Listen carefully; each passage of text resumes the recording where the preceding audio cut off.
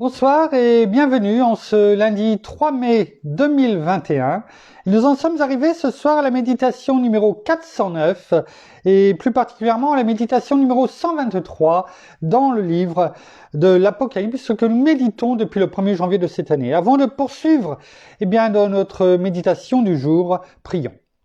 Père, dans le nom de Jésus, bien-aimé Saint-Esprit, merci encore d'ouvrir en nous toute pensée qui vienne de toi, toute intelligence qui vient de toi, ton intelligence, ta connaissance divine. Ouvre nos oreilles et notre intelligence spirituelle afin que nous recevions et que nous comprenions ce que tu veux que nous entendions ce soir.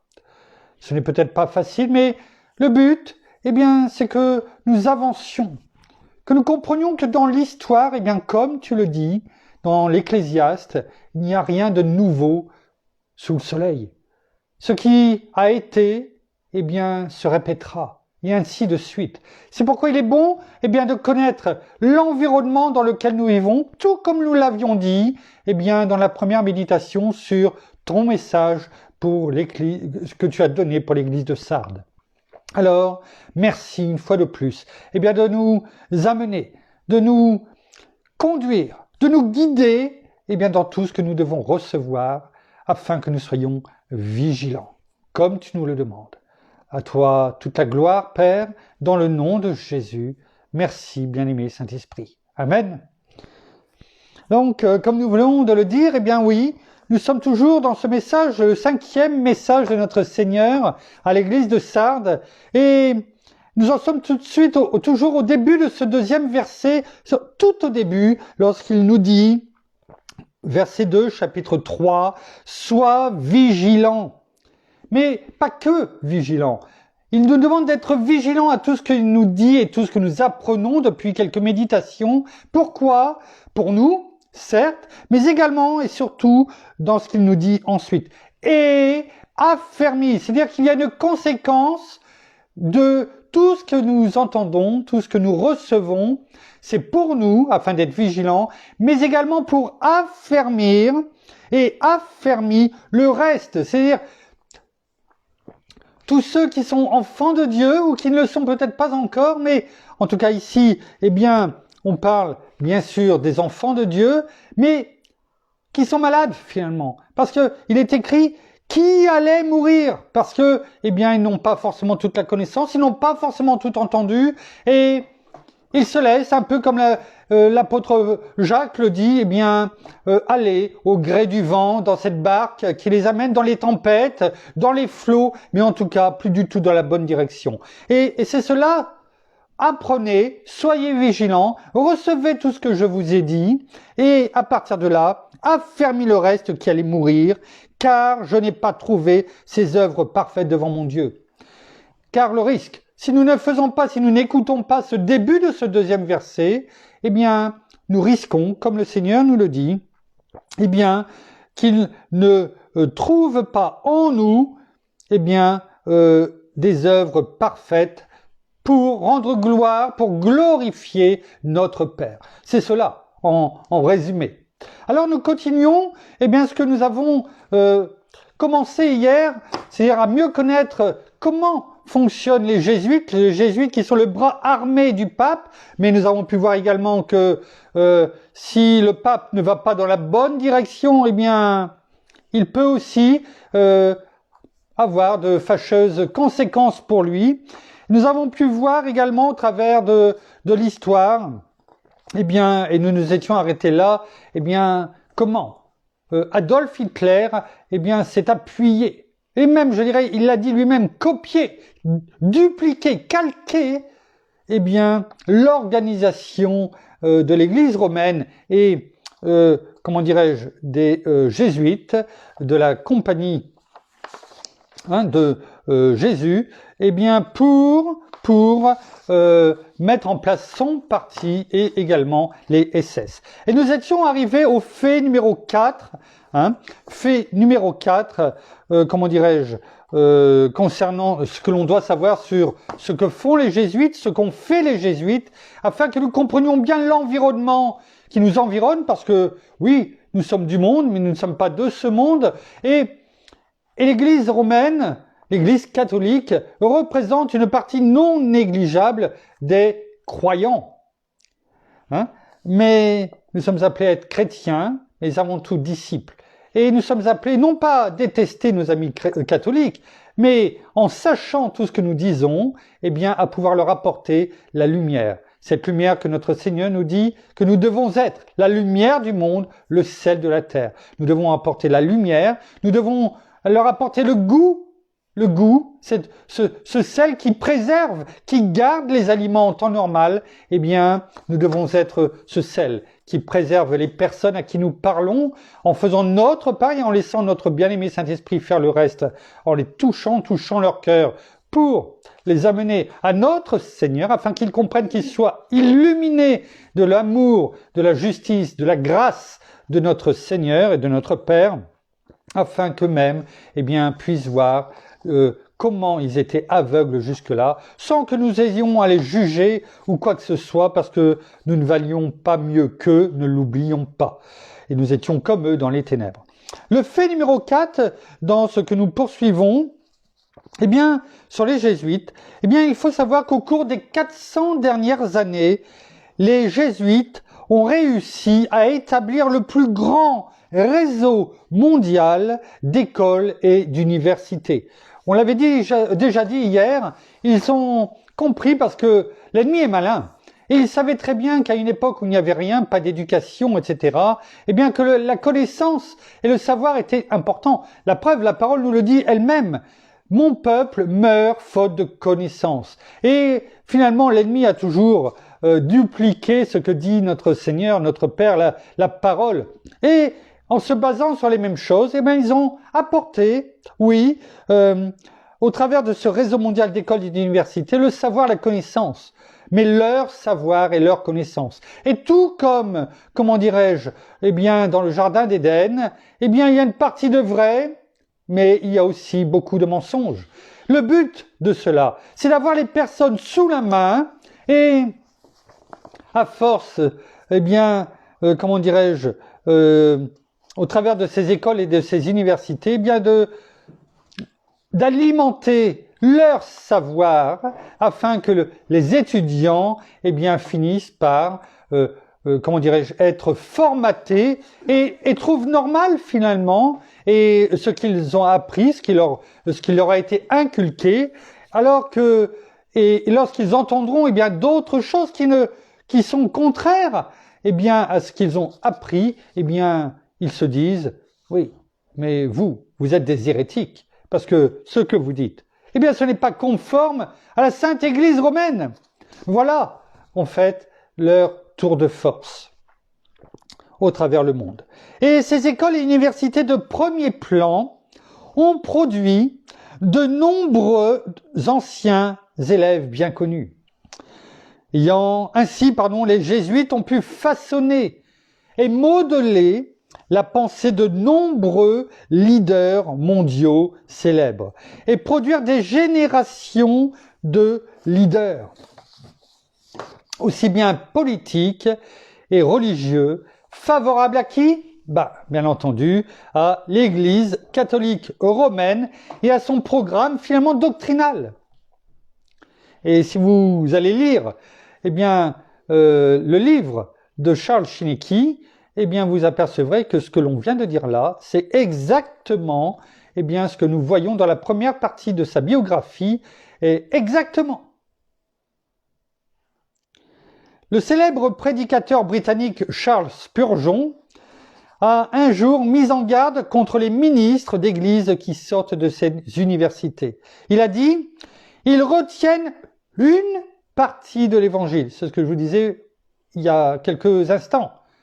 Tout comme dans le jardin d'Éden, une partie de la vérité, une partie de l'évangile, mais pas tout. Ayant étudié dans la nouvelle université jésuitique du diable. Là aussi, je détiens toujours les différentes références et je les tiens à votre disposition. Fait numéro 5. Des agents des jésuites. Il y a les jésuites, il y a aussi ceux qui, finalement,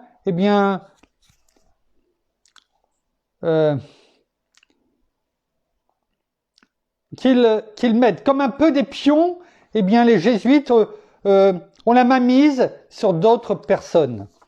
Alors des agents des jésuites ont été responsables de l'assassinat de nombreux chefs d'État au cours des siècles. On en a vu un. Des chefs d'État ont été assassinés par les jésuites.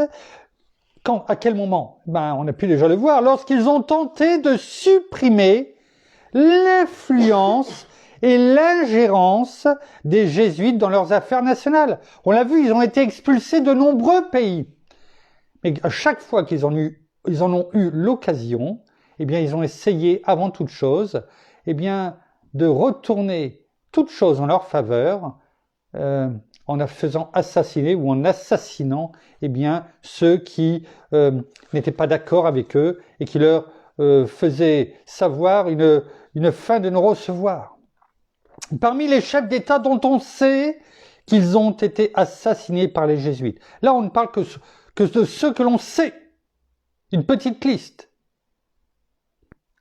Nous pouvons citer par exemple Guillaume d'Orange, les rois Henri III et Henri IV, les tsars Alexandre Ier et Alexandre II, les présidents Abraham Lincoln, on l'a vu, et John Fitzgerald Kennedy, ainsi que le président mexicain Benito Pablo Juárez. Abraham Lincoln, on l'a vu, juste une petite redite, on va dire, était pleinement conscient de la nature malfaisante des jésuites. On l'a entendu parler. Il a déclaré, rappelons-nous, ce n'est pas contre les Américains du Sud seulement que je me bats, c'est plutôt contre le pape de Rome, ces perfides jésuites et leurs esclaves aveugles et assoiffés de sang que nous devons nous défendre.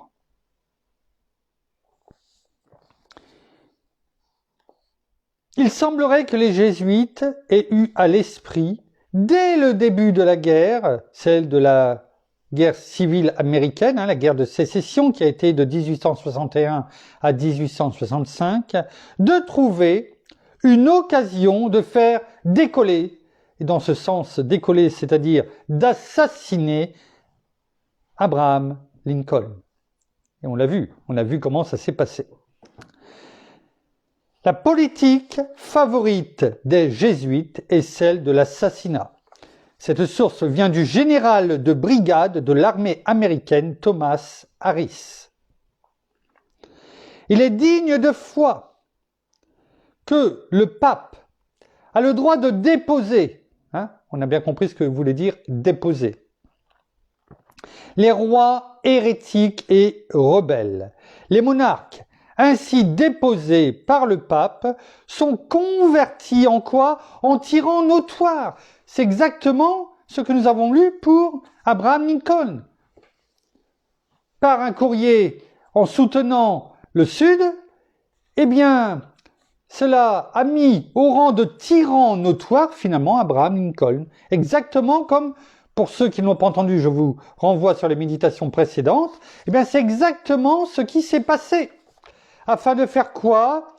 Eh bien, que ces tyrans notoires, donc, qu'ils sont devenus, eh bien, peuvent être tués par le premier qui peut les atteindre. Soulever des personnes, notamment des agents des jésuites, afin que, convaincus que finalement, eh bien, ils vont faire une bonne action en tuant ces tyrans notoires.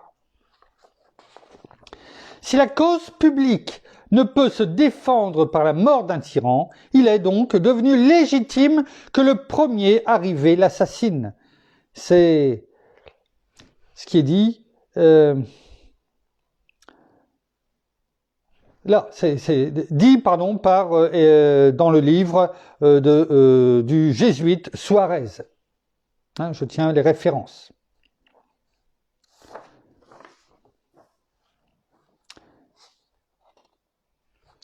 Passons maintenant à quelqu'un d'autre que l'on connaît, au moins de nom, le président John Fitzgerald Kennedy, qui a été une victime de plus de l'effroyable méchanceté des jésuites. Vous allez comprendre pourquoi. Il y a ce que l'on entend. Et il y a la réalité. Et vous allez voir, une fois qu'il s'est distancé extérieurement du programme papal, c'est-à-dire qu'il a pris, comment dirais-je, c'est, comment on dit, c'est, je cherche le nom, excusez-moi, qui a pris du recul, hein, qu'il s'est, oui, qu'il a dit, qu'il a vu, eh bien, que le programme papal n'était pas du tout, eh bien, ce qu'il avait comme vision de liberté pour son pays, mais pour l'humanité, eh bien, il s'est distancié extérieurement du programme local par ce qu'il a pris comme décision politique. Et qu'il a défendu, quoi? Les idéaux les plus libéraux et les droits de l'homme. Oui, c'est pas un hasard, hein? Abraham Lincoln a voulu abolir et a aboli l'esclavagisme. John Fitzgerald Kennedy a médité pour les droits de l'homme. Mais on a bien vu comment l'Église catholique et le pape, eh bien, étaient contre parce qu'il avait soutenu le Sud. Alors, est-ce que vous pensez que cela a changé? Bien sûr que non. Il a été considéré à ce moment-là, lorsqu'il a commencé à avoir des idéaux plus libéraux et à soutenir les droits de l'homme, et à les mettre en place surtout, eh bien il a été considéré selon leurs critères, c'est-à-dire de l'Église romaine et du pape, comme un traître au Vatican et un tyran, entre guillemets, digne de mort. Voilà comment ça s'est passé. Exactement finalement comme pour Abraham Lincoln. Rien de nouveau sous le soleil. Voici un extrait du livre Les assassins du Vatican d'Eric John Phelps. Voilà ce qu'il dit. Sachant que le président Kennedy n'allait pas, intensifier la guerre au Vietnam. Oui, et oui, la communauté du renseignement a commencé à préparer son assassinat. Le cardinal Spellman, qui était archevêque de New York de 1939 à 1967, quand même pendant un sacré bail, par l'intermédiaire du FDR, eh bien, avait organisé la libération de Luciano Lucchi, c'est-à-dire un parrain de la mafia. Maintenant, le cardinal avait besoin d'une faveur. Et, en cas de refus, Spellman pouvait utiliser toute la communauté du renseignement qu'il avait aidé à organiser pour éliminer n'importe quel chef de la mafia. Vous voyez, c'est toujours j'aide d'un côté, mais parce que je sais que à un moment donné, eh bien, je vais pouvoir utiliser ce pourquoi, eh bien, je vous ai aidé. C'était le cas. S'il acceptait de nouveaux casinos pourraient ouvrir leurs portes, c'était l'époque de la prohibition, mais également des casinos qui rapportaient beaucoup d'argent et avec bien sûr tous les pots de vin en dessous, bien sûr, et notamment à Atlantic City. Il est clair que si le président JFK était éliminé, tout le monde acquerrait plus de pouvoir et de richesse, la communauté du renseignement deviendrait plus absolue et le cardinal serait encore plus respecté par qui? Par ses pairs à Rome. Plus tard, en 1964, pour la première fois dans l'histoire, le pape de Rome a mis les pieds dans l'Amérique du 14e amendement. Vous voyez? Il a mis les pieds, il est rentré, il a voulu, s'ingérer dans l'Amérique du 14e amendement.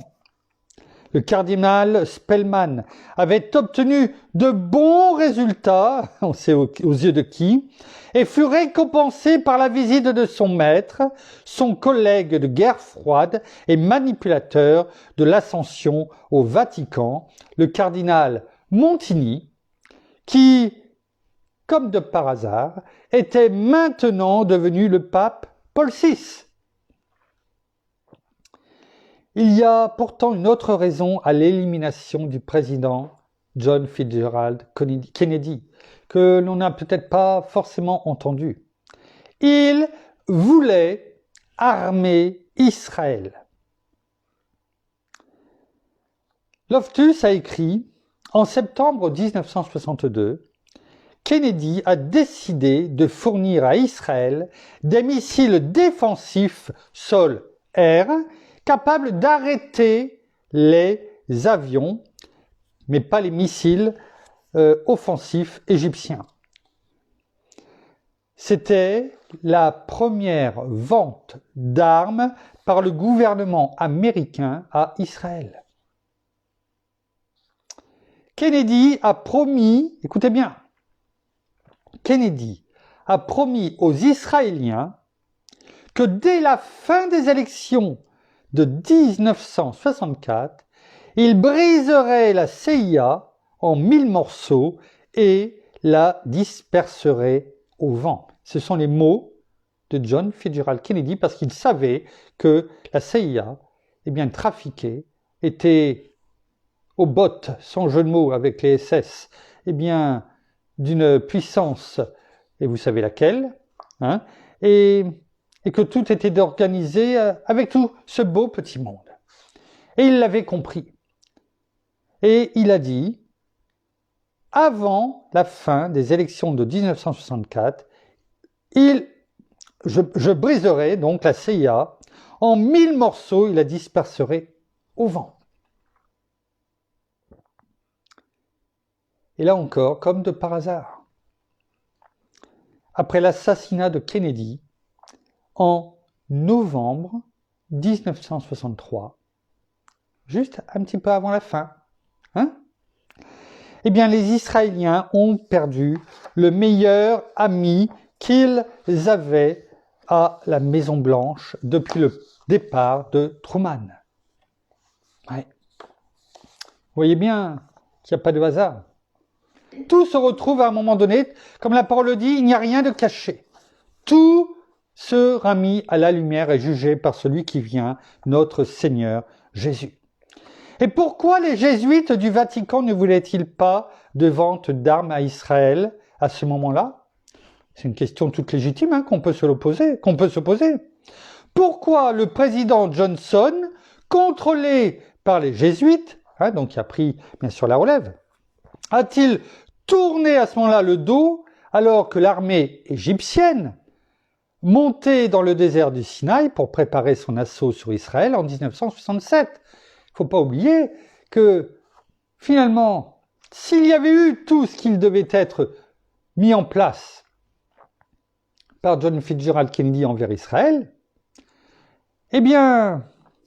l'armée égyptienne qui voulait détruire Israël, pendant cela, n'attaquaient pas, parce qu'ils savaient qu'ils avaient été armés. Mais comme il n'y a pas eu la suite du fait de l'assassinat de John Fitzgerald Kennedy, et que celui qui a pris la suite, avait tourné le dos à Israël, finalement, l'armée égyptienne qui avait dû patienter, avait finalement maintenant les mains libres pour pouvoir attaquer Israël. Et c'est ce qu'ils ont fait. En 67, parce que l'attaque contre Israël devait être provoquée. Cette attaque a été provoquée par la communauté internationale de renseignement des Jésuites au moyen de l'Égypte qui a perçu à tort la faiblesse de l'armée israélienne et le prétendu abandon d'Israël par l'Empire américain. Ils se sont dit, ils ont vu, l'abandon, entre guillemets, des États-Unis envers Israël, et ils se sont dit, c'est le moment. C'est le moment alors qu'ils sont au plus bas, ils vont avoir le moral dans les chaussettes. Excusez-moi de l'expression, mais c'est ça, pour qu'on comprenne bien. On va en profiter pour attaquer. Mais Israël, malgré tout ce qu'on peut dire, restera toujours le peuple de Dieu. Et finalement, que s'est-il passé? Il y a eu la guerre de 6 jours. Organisée par qui? Par le chevalier de l'ordre de Malte, James Angleton, qui là aussi est dirigé par les jésuites, bien entendu, qui avait un objectif principal, la prise de Jérusalem et du mont du Temple. Là où il y avait bien sûr le temple de Jérusalem, eh bien, qui était construit, enfin, qui n'était plus là, bien sûr, mais où le temple de Jérusalem, eh bien, était. Le manque apparent de matériel militaire en Israël a provoqué l'attaque planifiée de l'Égypte. Ils se sont dit, ils ont vu la victoire, c'était une évidence. Ils allaient massacrer, comment dirais-je, Israël, surtout qu'ils n'étaient pas seuls. Et donc, Israël, que s'est-il passé? Israël a donc lancé une frappe préventive. Finalement, Israël avait compris ce qui allait se passer. Et finalement, ils n'ont pas attendu que l'Égypte et ses alliés l'attaquent. Ils ont pris les devants. Et c'est cela qui a surpris et qui a, en 6 jours, réglé tout cela. Parce que Israël a lancé donc une frappe préventive. Et en 6 jours, la ville sainte était aux mains du gouvernement sioniste de Rome.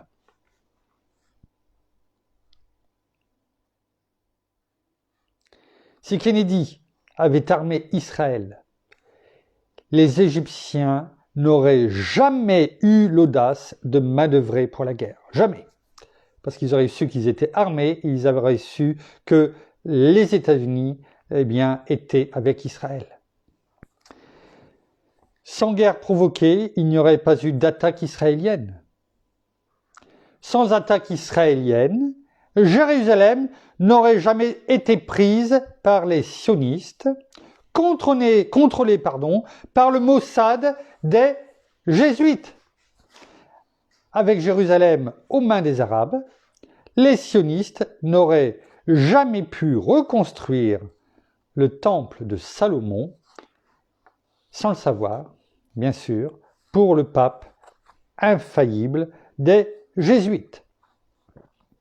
Rappelons-nous ce qui est écrit dans 2 Thessaloniciens chapitre 2 verset 4, « Qui s'élève au-dessus de tout ce qu'on appelle Dieu, ou de tout ce qu'on adore, jusqu'à s'asseoir dans le temple de Dieu, c'est-à-dire le temple de Salomon reconstruit, se proclamant lui-même Dieu. » C'est ce que nous verrons également eh bien, quand nous arriverons à ce moment-là dans cette étude du livre de l'Apocalypse. On peut dire, sans risque de se tromper, que le général des Jésuites, utilisant le pape et son plus puissant cardinal, a assassiné le président Kennedy. On va juste terminer le point numéro 5. On pourrait supposer que le tableau, eh bien, parce qu'il y a un tableau qui représente comment dirais-je, l'assassinat de John Fitzgerald Kennedy. Et c'est vrai qu'on pourrait supposer que le tableau, eh bien, qui est tant chargé d'émotions, où on voit bien sûr John Fitzgerald Kennedy et puis son épouse, eh bien, soit accroché quelque part à Dallas, là où il a été assassiné. Ça serait, comment dirais-je, logique, ou au moins au Texas. Ou peut-être, eh bien, au musée, ou dans une institution. Eh bien, finalement, on se tromperait sur toute la ligne. Ce tableau, qui a été fait par Mark Balma, représentant l'assassinat du président John Fitzgerald Kennedy, est accroché, vous savez où? Eh bien, dans la cathédrale Saint-Paul du Vatican. Eh oui. Le tableau s'intitule Pietà, d'après la célèbre sculpture de Michel-Ange, représentant quoi? Marie tenant le corps du Christ crucifié, qui se trouve également au Vatican, bien entendu. N'est-ce pas là une façon macabre de célébrer la vie du président américain probablement le plus aimé avec Abraham Lincoln? Ouais. Ou est-ce plutôt un hommage au programme des Jésuites servant, écoutez bien, d'avertissement et de rappel sévère à ceux qui seraient prêts à se mettre au travers, tout simplement, de leur chemin. Et oui, oui. Nous continuerons demain sur les derniers faits. On s'aperçoit que l'histoire est longue. L'histoire se répète de siècle en siècle, quels que soient les pays. Tous ceux qui vont à l'encontre de ce que l'Église romaine a prévu à travers le monde, eh bien, et qui ne respectent pas ou qui, eh bien, prennent leur distance avec le programme de l'Église romaine, eh bien, comme de par hasard, eh bien, il leur arrive quelque chose, où ils sont destitués, où ils sont assassinés. Je n'ai peut-être pas dit le bon terme, j'espère que je ne serai pas censuré pour cela, mais la réalité est là, devant nos yeux. Nous ne l'inventons pas, il suffit simplement d'aller regarder, rechercher tout ce que nous avons entendu, eh bien, on peut le trouver partout aujourd'hui sur Internet.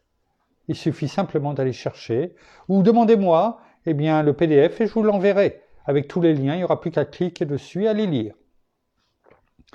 C'est ça aussi, la curiosité, eh bien, de retirer ce vernis, et afin que nous ne soyons pas simplement toujours dans le brouillard, ou eh bien, dans le diktat eh bien, de ce que l'on veut nous faire croire. Apprenons, recevons et soyons vigilants. Merci Père, merci Seigneur, merci bien-aimé Saint-Esprit. Nous terminons par la prière.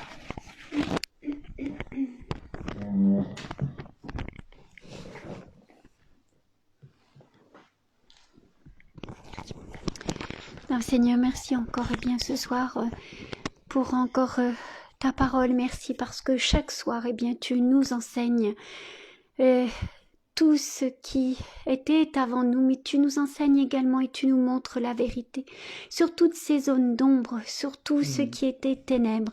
Eh bien, toi, tu mets le doigt dessus et tout est révélé, tout s'éclaircit, tout voile, tout ce qui était obscurci, eh bien, est découvert et mis simplement à la lumière.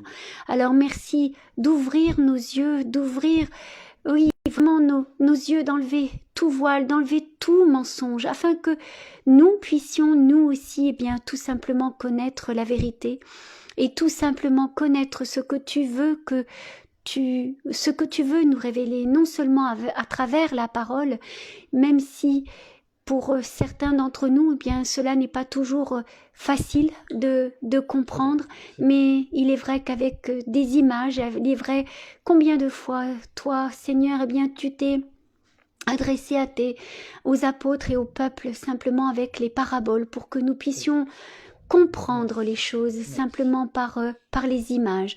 Et là, tu nous montres encore les choses et tu nous montres tout simplement la vérité, afin que nous soyons nous aussi avertis de tout ce qui s'est passé, ce qui se passe encore aujourd'hui, ce qui se passera encore demain, et peut-être encore révéler encore bien des choses, encore dans tout ce que nous serons amenés à connaître.